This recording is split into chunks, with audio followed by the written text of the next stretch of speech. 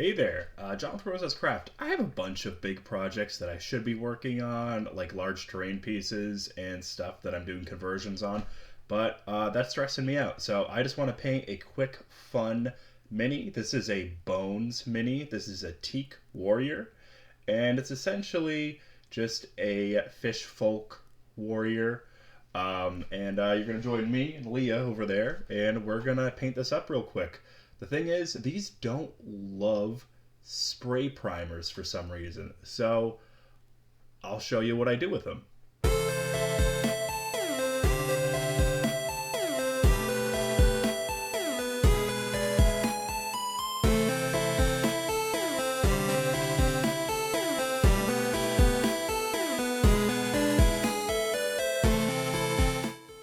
Alright, starting off, I'm going to start my audiobook. Listening to Robin Hobb, I definitely recommend her work. She's a fantastic writer. So the thing with these Reaper Bones minis is the spray primer doesn't bond very well to them. It always dries a little tacky. So what I've started doing is I'm just using some cheap light gray craft paint. So it's just a basic acrylic paint. I use this Apple Barrel brand one, and I'll thin it down with water, and I'll do 2 to 3 light coats of it. So I'm really not sure if it's the type of paint that's in the spray cans, and if for some reason only acrylic bonds well to this type of plastic, but I recommend just doing a base coat with a light color like a gray or a white, or a black if you want to do some fun shading. But yeah, just use some sort of cheap acrylic paint as a base coat. So now to put some color on the mini, I'm going to be using this turquoise color. I don't remember the actual name of the color, but it's from Scale Color and it is beautiful. I'm going to use this as the base color for all of the scales.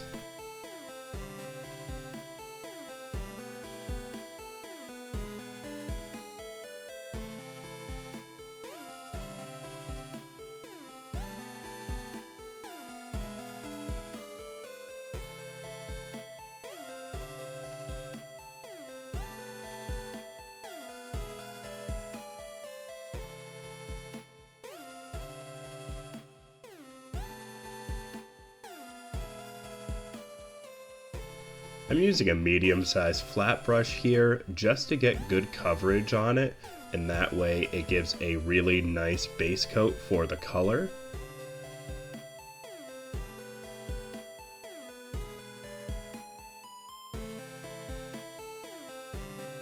What's good about colors like this being as vibrant and pretty dark, it covers really well, so I don't think I had to do more than one coat on the base.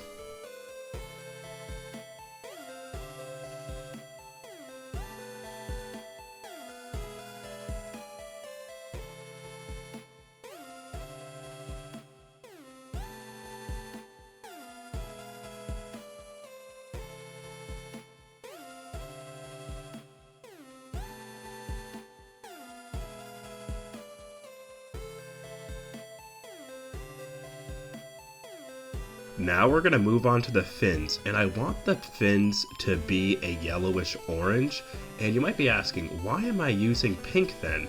Well, if you want your yellows to be super vibrant, base with pink first, and then go over it with a yellow or an orange, and just trust me, it looks so much better. So I'm going to do all of the fins on the arms, the back, and the tail, this pink. And the next step, I'll be going over it all with a yellowish orange.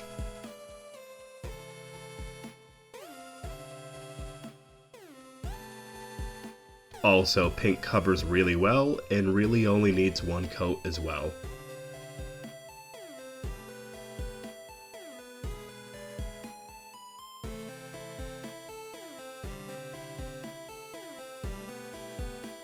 Moving on to the yellowish orange, I'll put it in my wet palette, get it nice and thinned out.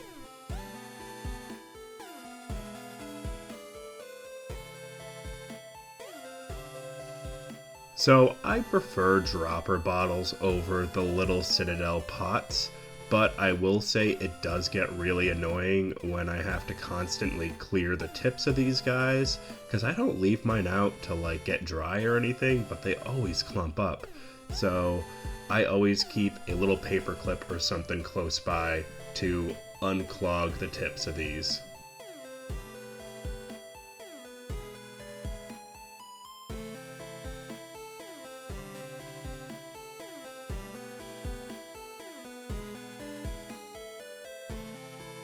Alright, now that it's poured and all thinned out, it's time that I can actually start painting. So we're going to do all of the fins now with this yellowish orange. This is still going to take a few coats, even though it's going on top of the pink. It makes it a lot easier with the pink, but it still takes a couple of coats for it to look really nice.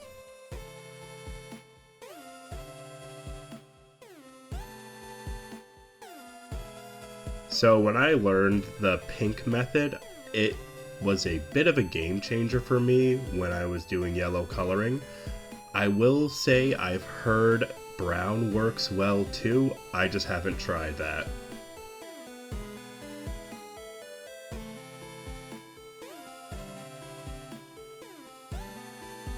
So, since I'm not perfect, I'm going back over with the turquoise to where I messed up and got some pink or yellow on the fish's scales where it shouldn't be. So, I'll show you, I'll be transparent, I mess up quite a bit. I usually cut this out, but I felt like putting it in this time.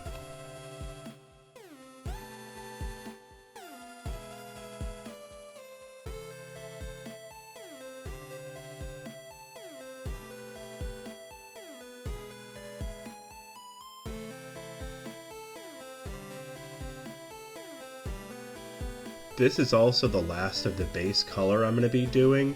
When I move on from here, I'm going to be doing shading and highlighting, so I want to make sure I get all the nooks and crannies that the base colors need to be in.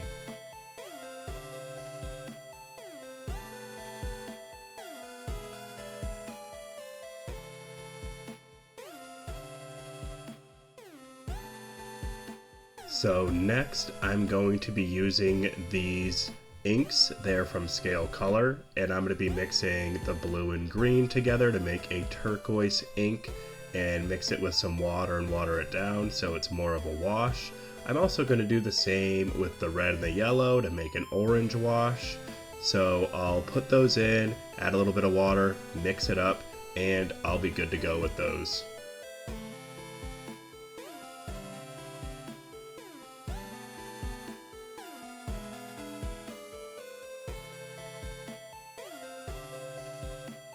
Starting with the fins, I'm going to be applying the orange shade that I made with the inks, and I'll just be putting it all over. I'm going to focus a bit more towards the base because I want it to be darker where it meets the fish monster itself.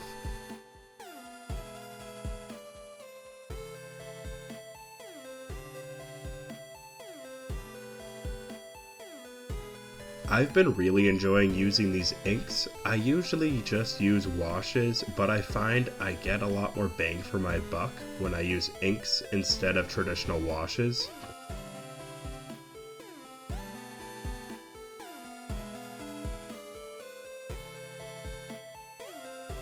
Now I'm going to be using a bright yellow to go through and dry brush and highlight all of the fins.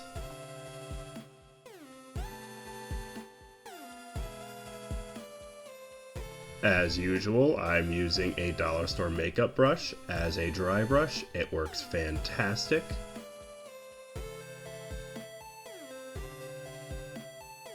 Now I'm going to step up the highlighting with a much smaller brush. I'm going to go across all the spines on the fins and make sure they really stand out.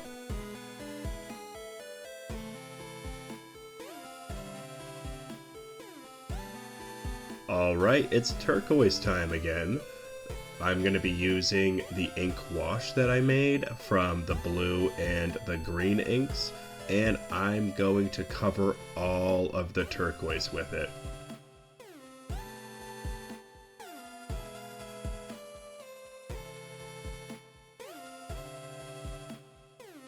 Again, making sure I get good coverage in all the hard to reach places where the color would be darker on an actual creature.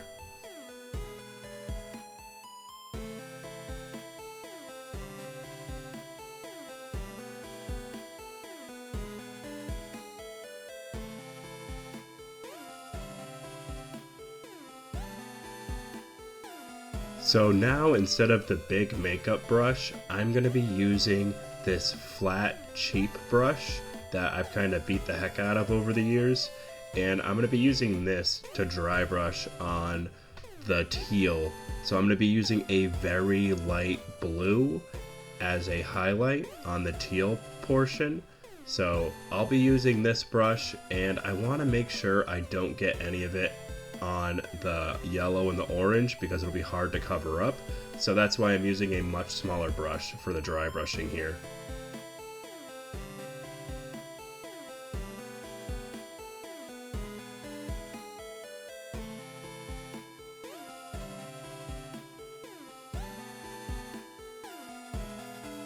Alright, now for the highlighting. I'm still using the really light blue, and I'm going to go along all the edges of the scales, all the scale plating that this monster has. I really want to pop, so I'll go along all the edges with this highlighting color. I'll do some feathering, which is when you take your brush and you put some paint on the model, and then you rub a little bit off with your finger or the dry brush.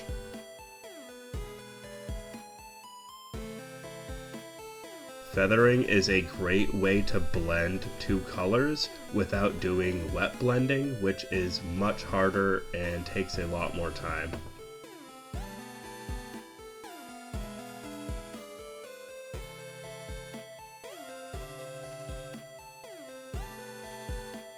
So now I'm going to be doing the handle of the sword. It's shaped like a bone, so I definitely want to use a bone white. So I'm going to be using Vallejo Bone White. Makes sense, right?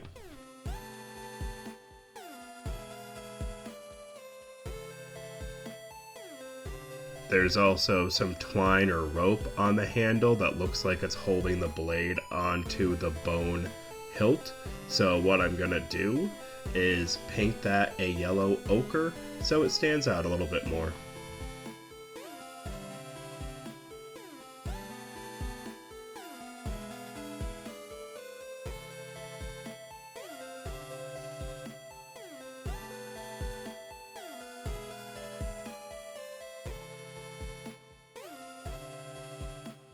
Now I'm going to be doing the blade, and the blade itself is going to be a gunmetal. It's a Vallejo paint. It covers relatively well. I don't have to do more than one coat on this.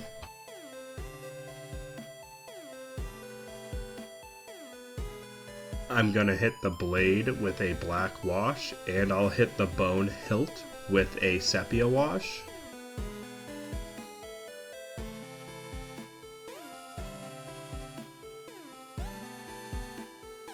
Now I'm painting the eyes black, and I'm going to put a little white dot in there.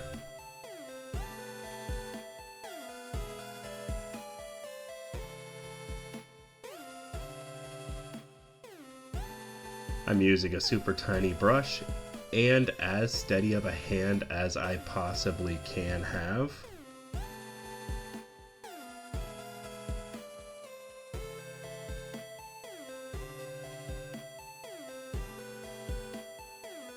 I'm going to be using a magenta for inside the mouth, so I'll pour that out, and then I'll use a pretty small brush to get inside of its mouth.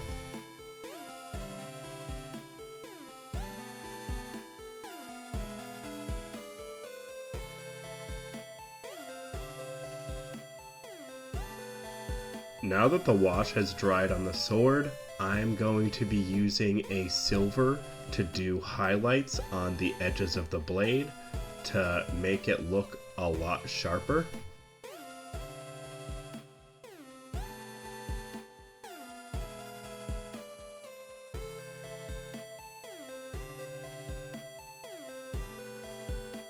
I'll then speed around the mini itself with a small brush and just get the bits that I think I might have missed and finish up the mini.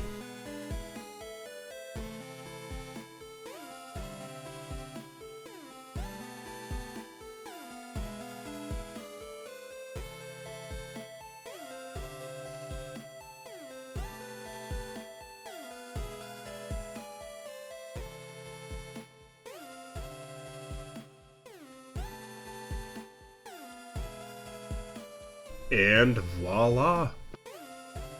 I'm a big fan of Reaper, especially the Bones line. The Bones Black line especially. They are fantastic, they are reasonably priced, and you can get almost any monster and character you would want. On the topic of Reaper, I know that they have a paint line out there, but I haven't actually given it a shot yet.